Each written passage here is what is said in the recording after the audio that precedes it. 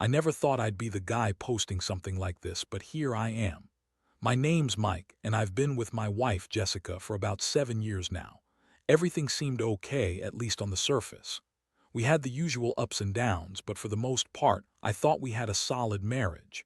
She's a pretty manipulative woman, always acting like she's the victim, lying her ass off when it suits her, but I guess I never really saw the full picture until recently. The trouble started a few months ago. She began acting weird, more dismissive, more defensive. Little things, you know. She'd cancel plans last minute, say she was working late when I knew she was. She'd come home later than usual, and I'd find her texting on her phone with her face turned away like she was hiding something. But honestly, I brushed it off. I thought she was just stressed or maybe having some kind of midlife crisis. She's always been a bit bitchy when she's stressed, so I just tried to give her space. Then last weekend, I noticed her phone was buzzing nonstop. I wasn't snooping, just happened. Glance over when she was distracted, and I saw it was from a number I didn't recognize. When I looked at her phone later, I saw a string of messages that made my stomach drop. It was her talking to some guy named Ryan, a writer she's obsessed with. She's always been a huge fan of his books, but what caught my eye was the tone of the messages. Flirty. She kept calling him baby, saying how much she admired him and how she wished she could meet him someday. My blood ran cold. I couldn't believe it. I started digging through her social media, and there were more photos. Photos she posted at a book signing event, smiling with Ryan with her arm around him while I was at work. Fans had posted pictures online of her with him, leaving the event together. I felt like I'd been punched in the gut. How the hell did I miss all of this? We share everything, don't we? And here she was, cheating with a guy I once admired, and I had no idea until I stumbled across the evidence. I felt so betrayed, so humiliated. I never thought she'd lie to my face, especially about something so obvious.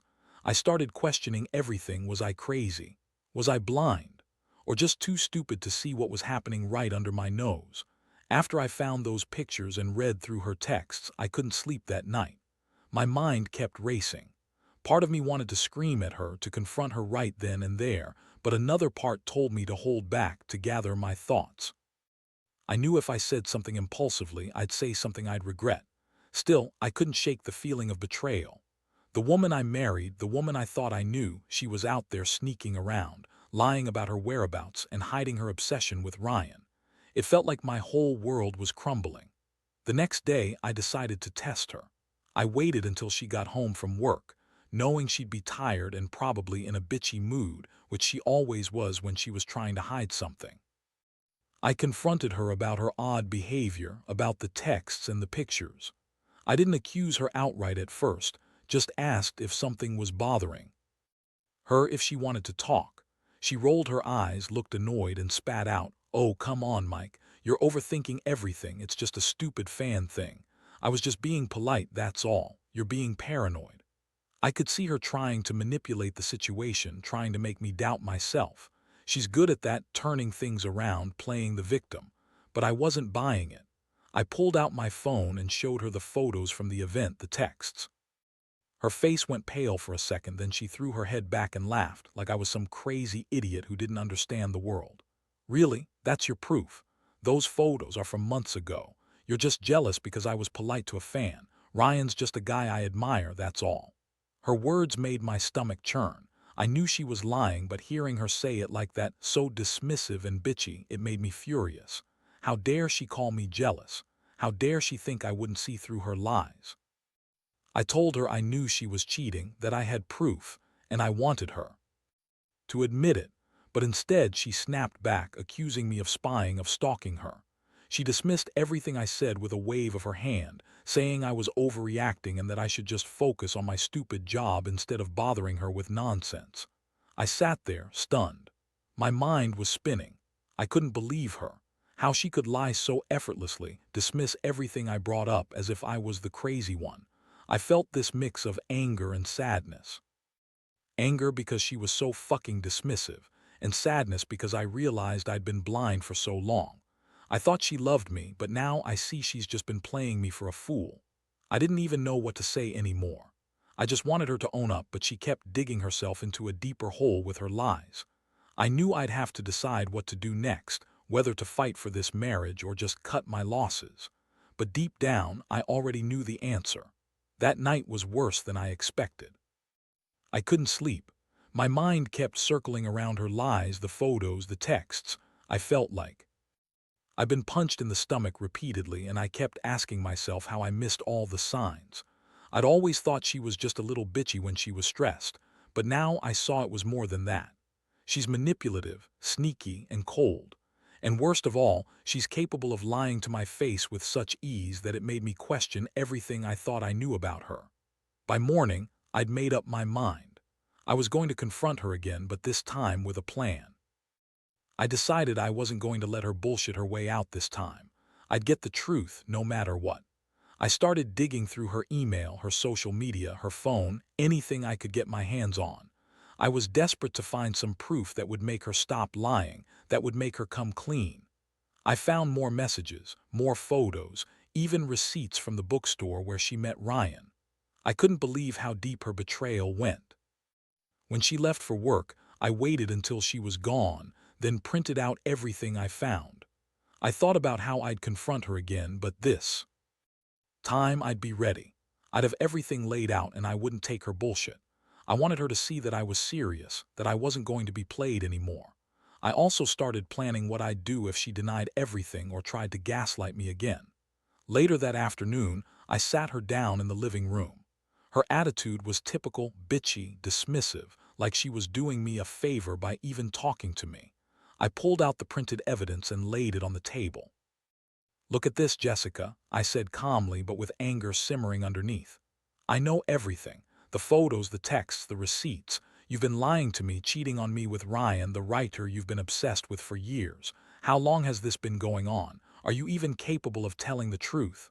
She looked at the papers, then scoffed. "Oh, please. You're making a big deal out of nothing. Those photos are from months ago. I was just being polite like I told you. You're so insecure, always accusing me of stuff. You're just jealous because I have a life outside of you, okay? Ryan. A famous author, and I met him at a signing. So what? That doesn't mean I cheated on you." Her words hit me like a slap. She was so dismissive, so bitchy, like I was the problem. I couldn't believe how she could lie so convincingly, twist everything around, make me feel like I was the crazy one. I realized then that she'd been gaslighting me for months, maybe longer.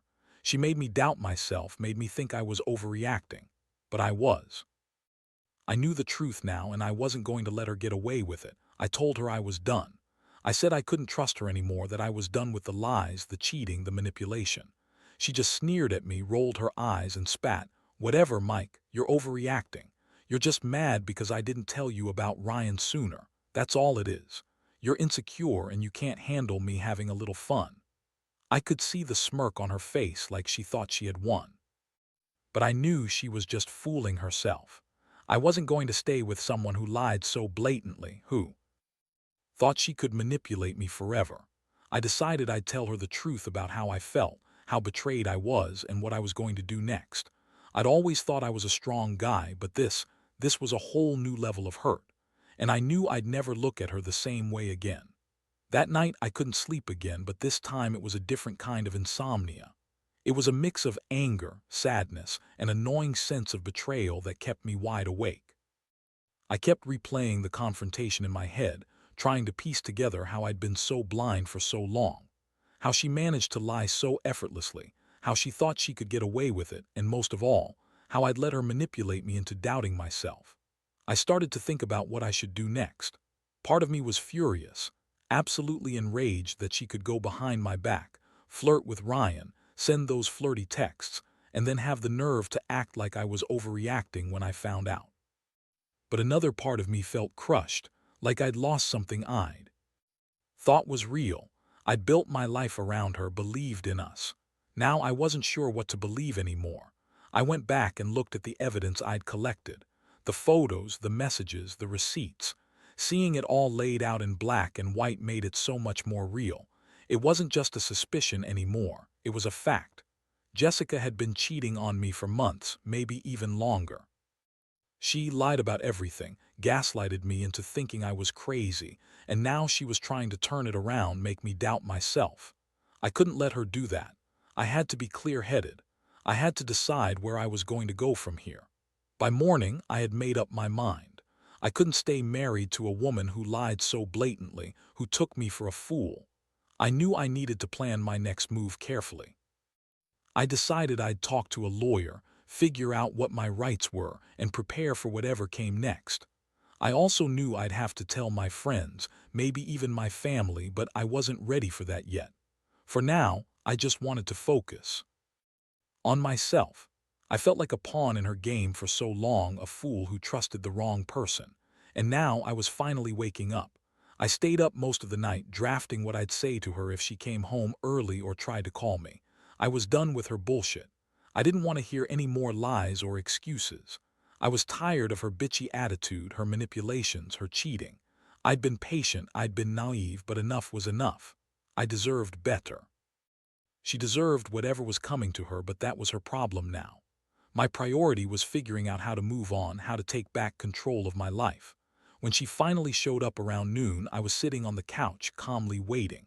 She looked annoyed, like she expected me to come crawling back, begging her to stay. Instead, I just looked at her and said, "Jessica, I know everything. I know about Ryan, your texts, the photos. I've seen enough. I don't want to hear your lies anymore. I'm done pretending.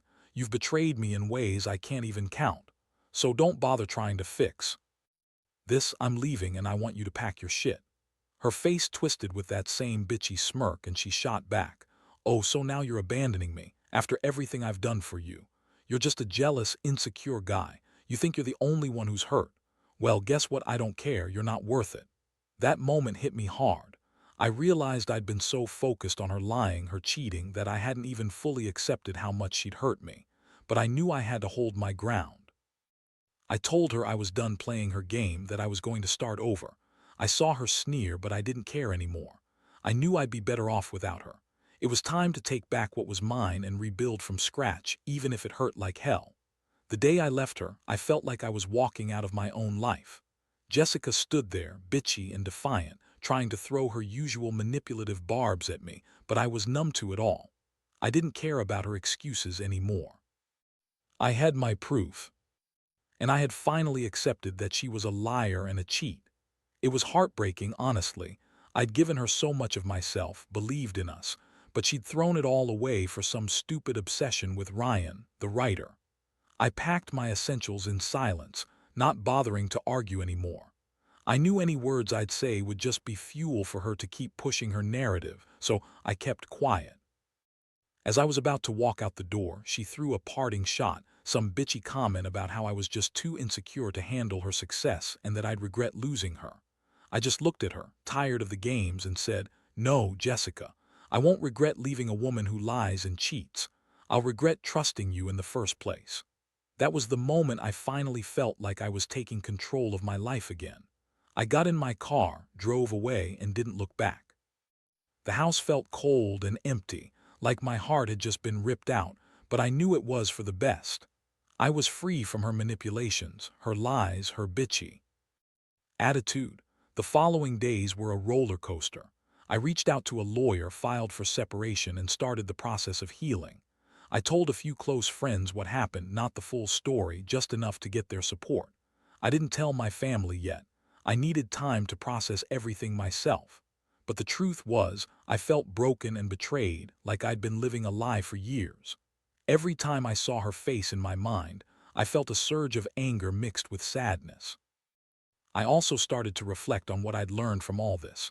Trust is fragile, I realized. You think you know someone, but underneath it all, there can be a whole other person hiding. Jessica's betrayal showed me that people can be manipulative, even the ones we think we know best. I was angry at myself for not seeing the signs sooner, for being so naive. But I also knew that I couldn't live in regret. I had to pick up the pieces and move forward, even if it hurt like hell. One thing I do know is that I won't be making that mistake again. I'm not looking for perfect, but I am looking for honesty. I deserve someone who respects me enough not to cheat, lie, or manipulate.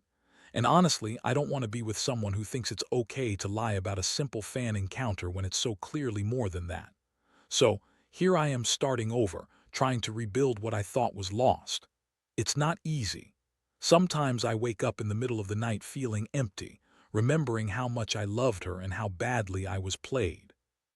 But I remind myself that I'm better off without her lies. It's a long road ahead, but I know now that I deserve more. The trust is gone, but I'll find a way to trust again in myself and in the future. That's what I keep telling myself. Looking back, I realize how much this whole experience changed me, not just emotionally, but fundamentally. I thought I knew what love was, what trust meant, but I learned the hard way that sometimes the person you trust the most can turn out to be the biggest liar. Jessica's betrayal cut deep, but it also woke me up. I saw how fragile relationships can be when lies are involved, and I saw how dangerous manipulation can be when someone is willing to lie so effortlessly. I've come to accept that I was blind for a long time. I kept making excuses for her, telling myself she was just stressed or acting bitchy because her life was tough. But the truth is, she was hiding her true self all along. That girl wasn't the woman I married. She was someone else entirely, someone who lied, cheated, and manipulated her way through our relationship. And I let her do it for too long because I was too afraid to face the truth. Now I'm focusing on myself. It's been a brutal lesson in trust and betrayal, but it's also been a lesson in self-respect. I've started going back to therapy, trying to work through the anger, the sadness, and the feeling of betrayal. It's not easy, and I know I'll probably carry some scars for a while, but I'm determined to move forward. I've also realized that I need to rebuild my sense of self, to remember who I am outside of this relationship. The guy who believed in honesty and loyalty. The guy who used to trust blindly but now knows better. I know I'll find someone someday who is worthy of my trust, someone who won't lie or cheat. But for now, I'm just taking it one day at a time, healing and learning how to trust again. To anyone out there in a similar situation, please don't be naive like I was. Trust your instincts, pay attention to the small signs, and don't ignore red flags. Because once the trust is broken, it's hard to fix. And when you discover that someone you loved has been lying behind your back, it hurts worse than you can imagine. But remember, you're stronger than the betrayal. You deserve honesty, respect, and someone who truly cares about you. Never settle for less.